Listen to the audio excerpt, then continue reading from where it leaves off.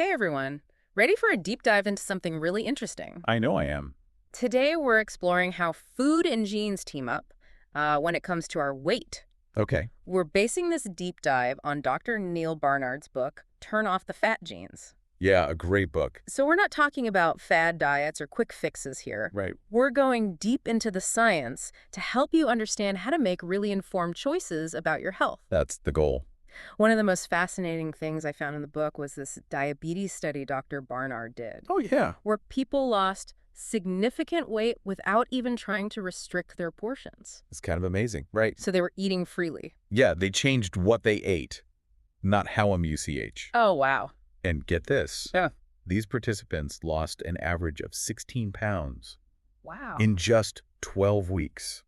That's pretty significant. Yeah, pretty incredible weight loss without that feeling of deprivation. It's all about the power of a low-fat, whole foods, plant-based diet. Right. I mean, it's kind of the crux of the book, right? It seems like it. That's the idea. But Dr. Barnard, he's also realistic. He knows that our genes can sometimes make weight loss a little bit more challenging. Oh, for sure. Even when we're doing everything right. Yeah. And he uses this really interesting analogy about his days as a blackjack card counter Right. I love this analogy. to illustrate this point. Yeah, what's that? So he was saying that even when he was playing perfectly, Like an expert. yeah, sometimes the yeah. cards just wouldn't cooperate. Sometimes you just lose, right? And he compares that to how even when you're making healthy choices, those fat genes can sometimes throw a wrench in the works. It's true. It's true. So it's like you can do everything right, but there's this other factor Biology. that's influencing things. Yeah. Which is kind of discouraging. It can be. Yeah, in a way. Yeah, but it's also empowering to understand it. Yeah. That's why we're doing this deep dive. Right. Because Yeah. if you understand it, then you can work with it Yeah. rather than against it. You're not just blaming yourself. Right. You're understanding the science. Exactly. Now, you mentioned twin studies. Yeah.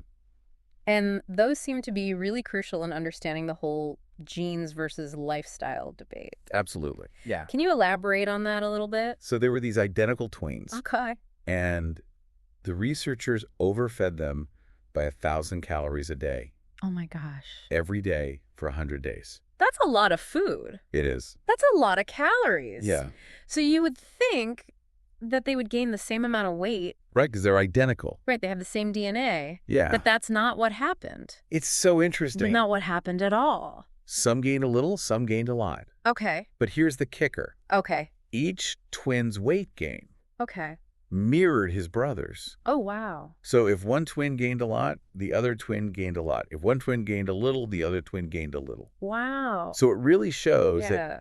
while genes definitely play a role in how we process calories, our habits Yeah. make a huge difference. That's fascinating. Yeah. So it's like this interplay Yeah. between the two. You're not doomed if you have a predisposition. Oh, absolutely not. Your choices still matter immensely. I love that. Right. It's very empowering. That's the good news. Let's talk about taste for a minute. Sure. Because Dr. Barnard brings up this idea of taste genes. Yeah. He uses these fun analogies to describe it. I love that. He says some people have what he calls Giacometti genes. Giametti genes. Yeah. What does that mean? So they naturally gravitate toward lighter, more delicate flavors. Oh, interesting. Like the sculptor's, thin, elongated figures. Oh, I see. Like a delicate taste. So like Giacometti's art. Exactly. fair Their picture. taste is delicate. Okay. And then you've got those with what he calls the Henry Moore genes. Henry Moore. Okay, Yeah. I can see where this is going. Drawn to richer, denser flavors, Okay. like Moore's sculptures. Right, those big round. Substantial flavors. So those are the people who like Chocolate cake. those dense, rich. Yeah, creamy things. Yeah, yeah. Rich sauces. I can definitely relate to that. I think we all can. But is there science behind this? There is. Or is this just kind of a fun analogy? Oh, no, there's actual research. Okay. They've done studies where they videotape people's reactions to overly sweet drinks. Like just watching their faces. Yeah. Oh, wow. And they saw everything from frowning and tongue thrusting Yeah. to like full-on grimacing. Oh my gosh. So That's- they physically react Yeah. to things that are too sweet. Their genes. Oh, It's fascinating. that's wild. It is. But let's talk about cravings for a second. Okay, yeah. I think we all experience cravings, Cravings are real. especially for things like sweets and carbs and fatty foods. They can feel impossible to resist sometimes. Right. What does Dr. Barnard have to say about those? So he explains that it's not just about willpower. It's not. What's created that? It's really about your genetics and your brain chemistry. Okay, so my brain is working against me. Well, in a way. In a way. Yeah. Okay, Right. so Explain that. certain foods trigger the release of natural opiates in your brain. What? Yeah. So, like, my brain is rewarding me Yeah. for eating junk food? Yeah, kind of. That's, It makes sense. that's good. Why we crave them. Yeah. It's not your fault. Not fair. It's biology. Okay. That's why it's so hard. Okay, so that brings us to food addiction. Yeah. Which I think a lot of people feel ashamed of.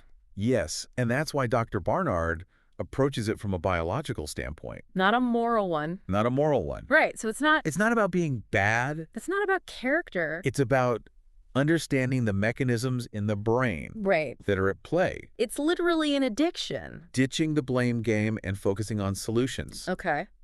That's what he wants us to do. Well, that's helpful. Right. But what are some of those solutions? So let's say you're dealing with chocolate cravings. I think a lot of people can relate to that. Yeah, he suggests things like incorporating healthier alternatives into your recipes. Okay, like what? Cocoa powder or carob. Instead of chocolate. Yeah. Okay. And he's also a big advocate for his 3-week diet makeover, Right. which we'll get into a little later. Right. But that's all about retraining your taste buds and breaking free from those unhealthy patterns Right. that you've established over Right. time. That makes sense. Right. But besides taste Yeah. and cravings, Uh, he also introduces this concept of lipoprotein lipase, or LPL. LPL. What is that, and why should we care about it? So think of LPL as like these tiny little fat magnets Fat magnet. in your body. Okay. That's what they are. Okay. They pull fat from your bloodstream Okay.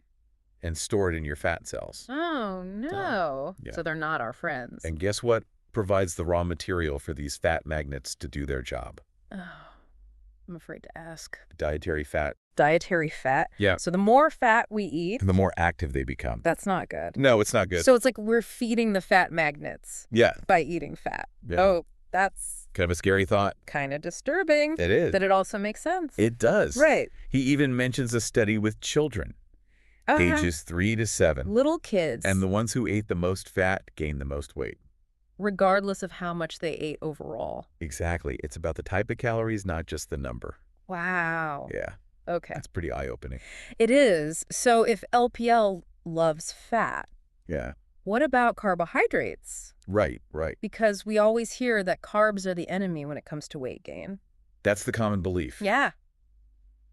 But Dr. Barnard, he challenges that. Really? He does. Okay, how so? Well, he points out that historically Asian cultures have consumed a lot of carbs, Okay. like rice and noodles and beans. Right. But they were generally very slim. Oh, that's a good point. It is a good point. Yeah. He also reminds us that fat has 9 calories per gram, Okay. while carbs only have 4. So more than double. Yeah, gram for gram. Wow. Fat is more calorie dense. Okay, so maybe we've been blaming the wrong macronutrient. Maybe. Plus, he talks about portion distortion. Portion distortion. Right, like how serving sizes have just exploded over the years. Yeah, everything's supersized. Right. Yeah. And that's not just carbs. It's everything. Everything. Yeah, coffee cups, restaurant serving. Yeah, like a bagel used to be the size of a bagel. Right. Now they're like these giant puffy things. You could feed a family with 1 bagel. Right. It's ridiculous. It is.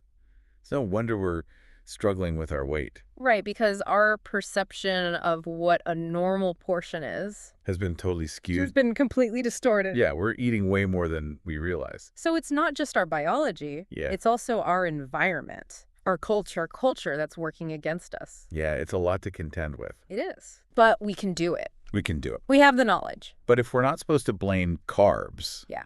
how do we give our metabolism a boost?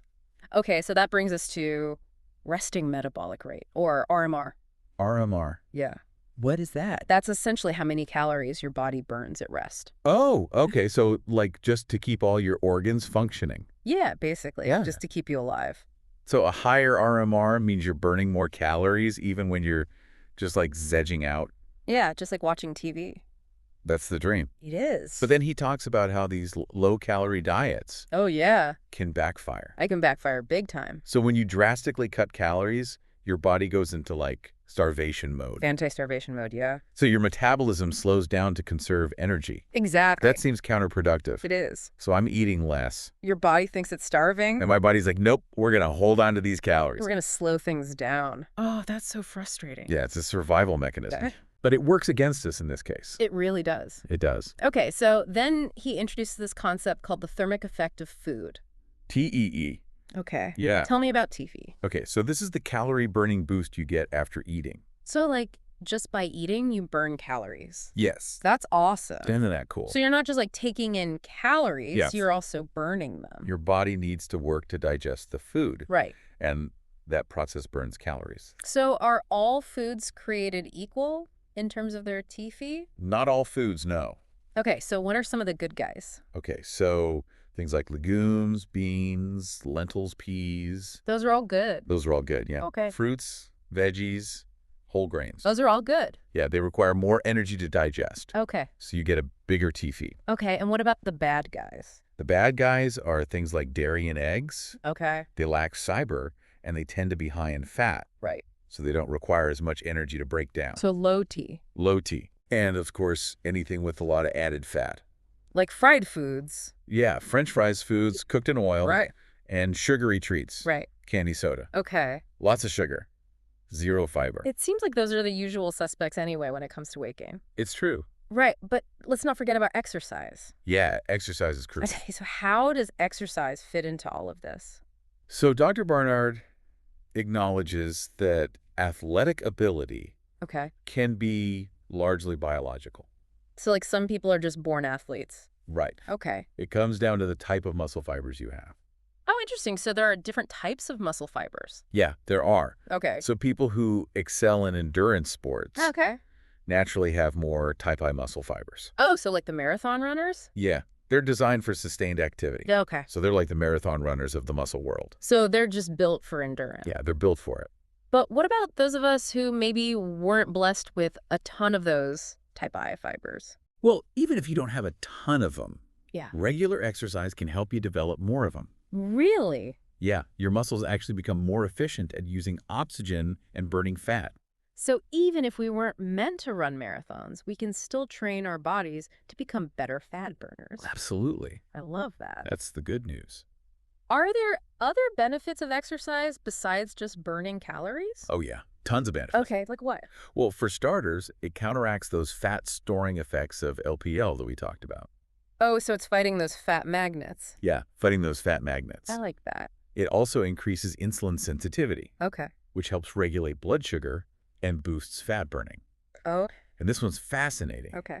Exercise can actually reduce those nighttime cravings. Wait, really? Yeah. So it helps me sleep better, Yeah. and it helps me resist those late night fridge raids. Yes. Okay, I'm sold. It's a win-win. I'm on board. Right. But where should someone even begin with an exercise program? Okay, so the key is to start slowly. Okay. Gradually increase the intensity. Okay. And Dr. Barnard really stresses safety and consistency, Okay. especially for people who are overweight or have any medical conditions. Right.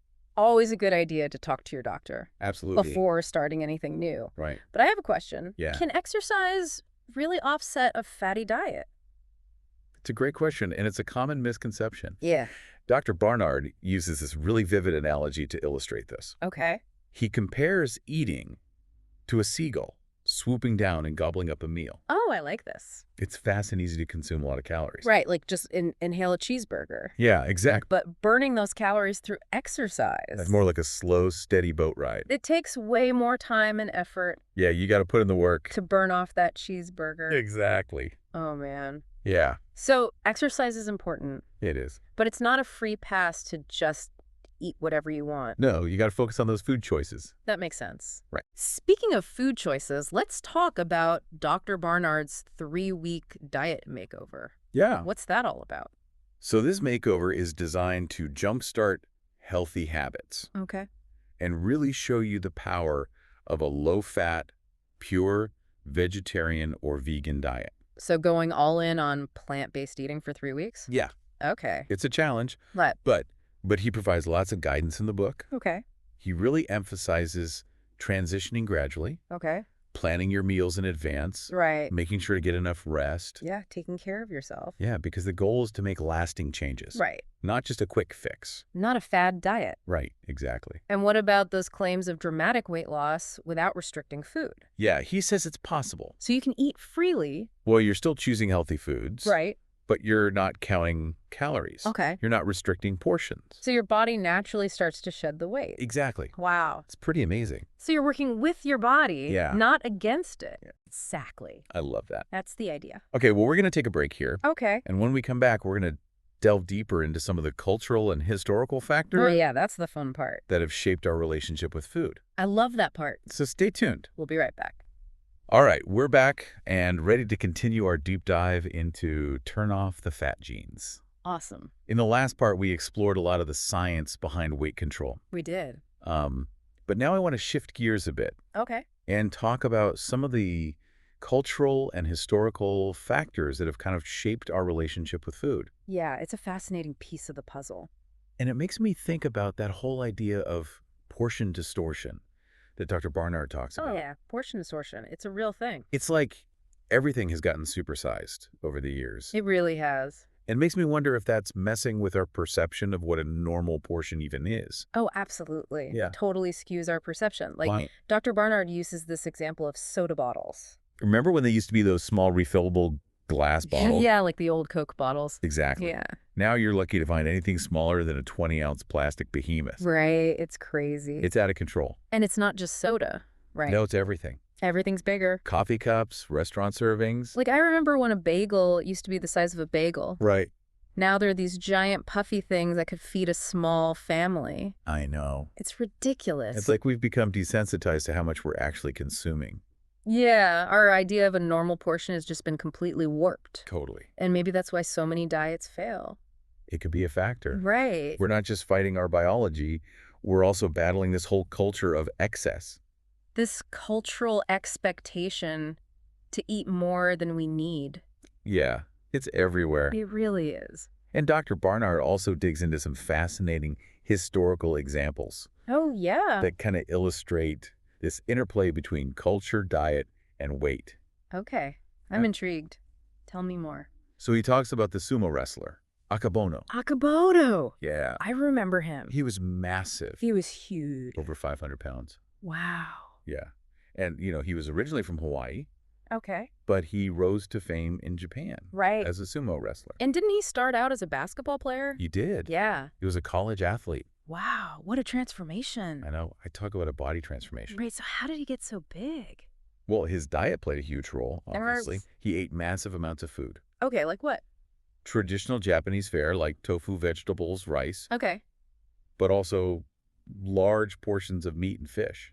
Oh, wow. So a mix of everything. Yeah, and even beer. Oh, wow. That's a lot of food. It is a lot of food. But it's interesting because it shows how adaptable the human body is. Oh, it's incredible. Right. Akabono clearly had the genetic potential for size and strength. Yeah. But it was the cultural practices of sumo wrestling, Okay. the specific diet and training regimen that really unlocked that potential. So it's not just nature or nurture. It's both. It's this complex interplay between our genes, our choices, and our environment. Yeah, it's like a recipe. Yeah, a recipe for who we become, Right. both physically and mentally. Okay, so how does this relate back to like everyday people? Well, it brings us back to the challenge of raising healthy kids in today's environment. Right, where those unhealthy choices are everywhere. It's tough It's like their natural tendencies Yeah. are being amplified. by a culture that's pushing them towards, Junk food. those calorie-dense, tasty treats. It's everywhere you look. It is. And Dr. Barnard talks about this really interesting idea Oh, yeah. about how a baby's body might set its energy balance Yeah, very early in pregnancy. in the womb. Yeah. So if a mother experiences food scarcity during pregnancy, her child's metabolism might actually become more thrifty, Thrifty. Yeah. like holding on to calories more tightly. yeah, like programmed for survival Right. in a world where food might be scarce. But that kind of programming can backfire Oh, absolutely. in today's world, Yeah, where food is so abundant. especially those calorie-dense, less nutritious foods. Right. So it's like we have this mismatch Yeah, mismatch. between our biology and our environment. And it's not just kids. No. Adults struggle with this too. So what can we do about it? Well, Dr. Barnard really stresses the importance of creating a healthy home environment. Okay. So if you're a parent, be mindful of the foods you keep in the house, Right. the meals you prepare. So modeling healthy eating habits. Exactly. It's not enough to just tell kids to eat their vegetables if we're not doing it ourselves. Right. Actions speak louder than words. And he also talks about the importance of not just what we eat, but how we eat. Oh, yeah. Mindful eating is huge. So like sitting down for meals, Yeah. not eating in front of the TV, Not snacking constantly. really paying attention to what we're putting in our mouths. Exactly. Okay, and what about teaching kids about nutrition? Oh, that's crucial. He suggests involving them in meal planning and preparation. I like that. Yeah, let them help choose recipes, shop for ingredients, even help cook. Get them excited about healthy food. Exactly. Okay, but what about those times when we're not at home? Oh, yeah, social gatherings, restaurants. Yeah, those can be tricky They can be. when you're trying to stick to your guns. They can be really challenging. So what do you do in those situations? Well, he suggests planning ahead. Okay. Having a few go-to phrases ready if people question your choices. Okay, like what? Like, I'm trying to eat healthier these days, or I'm actually feeling much better since I cut back on, whatever food you're avoiding. Right. So just kind of a polite way to deflect. Yeah, you don't have to make a big deal out of it. Right, and just focus on enjoying the company. Exactly. Right, it's about the connection. Yeah, it's about the people, not the food.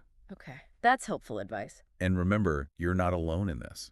Right, there's a whole community of people Yeah, there are lots of people. who are trying to make healthier choices. You can find support online, offline. It's good to know. And another big topic he addresses is protein. Protein. Yeah. Everyone's always talking about protein. I know, it's like the holy grail of nutrition. Especially animal protein. Right. We're told we need tons of it. For muscle growth. Yeah, for energy. For everything.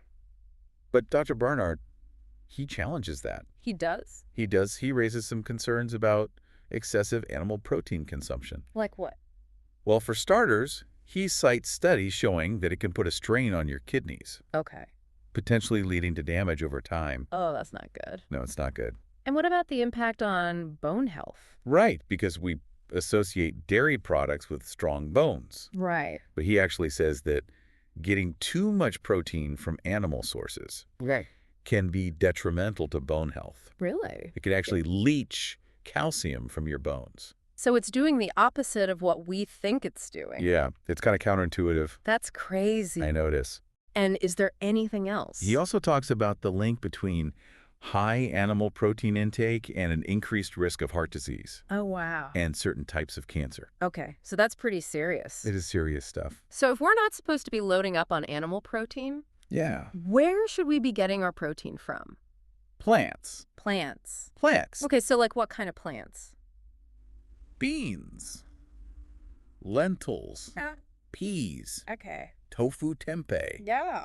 Even certain vegetables. They have protein. They do. Okay, I'm learning so much. And they're packed with fiber. Right. Vitamins, minerals, antioxidants. So you're getting a bonus package of nutrients You are. when you choose plant-based protein. It's a win-win. It is. Yeah. But let's be real. Okay. It's not always easy to make those healthier choices. I know, cravings are real. Right, especially for those like sweet, fatty, salty foods. I mean, even Dr. Barnard admits that chocolate addiction is a real thing. He does. He does, and he uses the word addiction. Okay. Not to shame people, but to highlight that these cravings can have a genuine biological basis. Right, like he talked about those opiates Exactly. in the brain. Certain foods can trigger those reward pathways.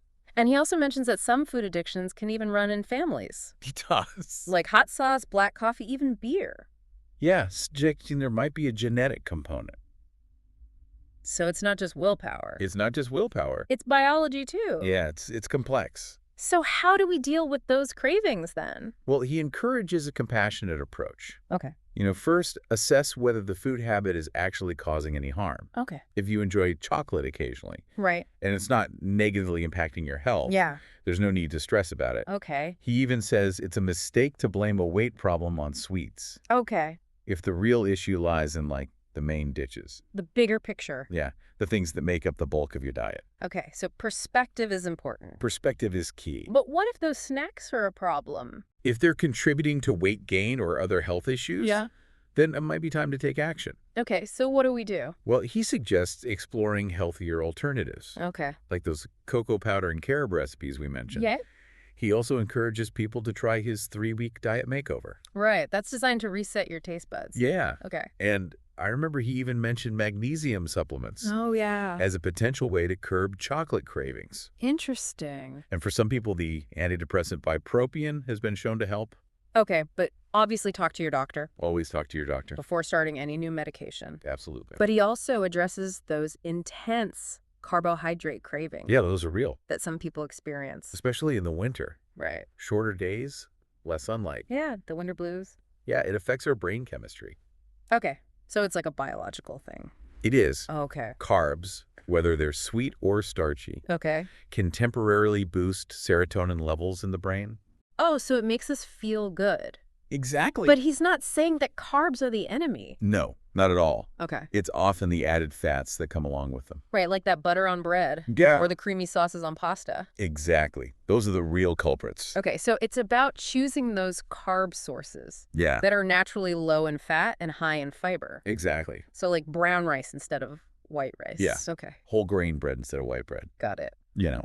And he also talks about how the way we prepare and cook foods can affect their impact on our bodies. Oh, yeah. He dives into this concept called glycemic index. Glycemic index. Yeah, it's a measure of how quickly different foods raise blood sugar levels. Okay. So foods with a high glycemic index, like white bread and potatoes, Okay. they cause rapid spikes in blood sugar, Oh. which can lead to insulin resistance and weight gain over time. So it's not just about what we eat, but how we prepare it. Exactly.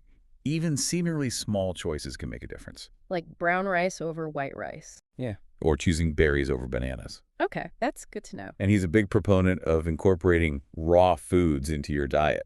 Raw food. Yeah, like raw fruits and vegetables. Okay. Because they release their sugars more slowly, Oh. preventing those blood sugar spikes. Okay, so it's all about keeping those blood sugar levels stable. Exactly. I like that. It's not about deprivation. It's about working with your body. Yeah, not against it. way.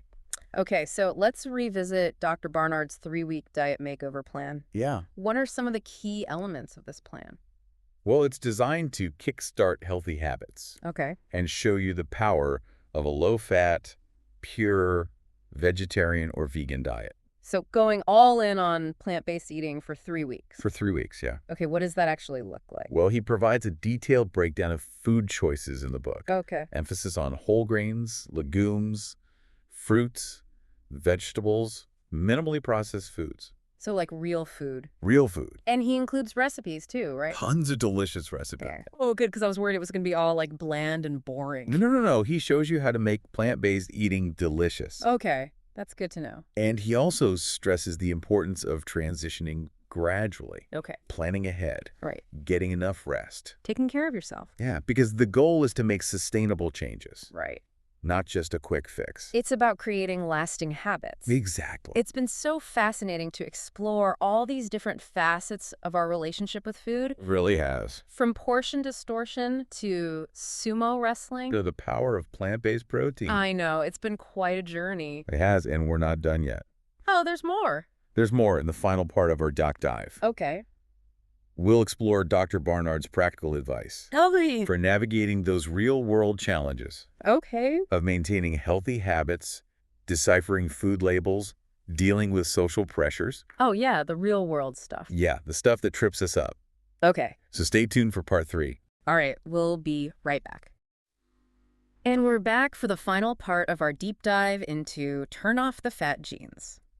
It's been a great conversation so far. It really has. We've learned so much about the science of weight control, Yeah. the influence of culture and history, Mhm. and even how to raise healthy kids in today's world. Right. But now I want to get practical. Like, we Yeah. have all this knowledge now, Yeah. but how do we actually put it into practice? Right. How do we make those healthy habits stick in the real world? Yeah, because it's one thing to understand the science, Yeah, but it's another thing entirely to actually do it, it is. especially when we're surrounded by temptation. Right. Temptation is everywhere, Everywhere you look. and our willpower sometimes feels like it's running on empty. Yeah, exactly. So Dr. Barnard, he talks about some of the challenges we face, Okay. like those sneaky marketing tactics that food companies use Oh, yeah. to make their products seem healthier than they are. Right, like those lean meats that are still high in fat, or those low-fat snacks that are loaded with sugar. Yeah, it's tricky. It's so misleading. It is. So what do we do? Well, Dr. Barnard recommends steering clear of animal products altogether.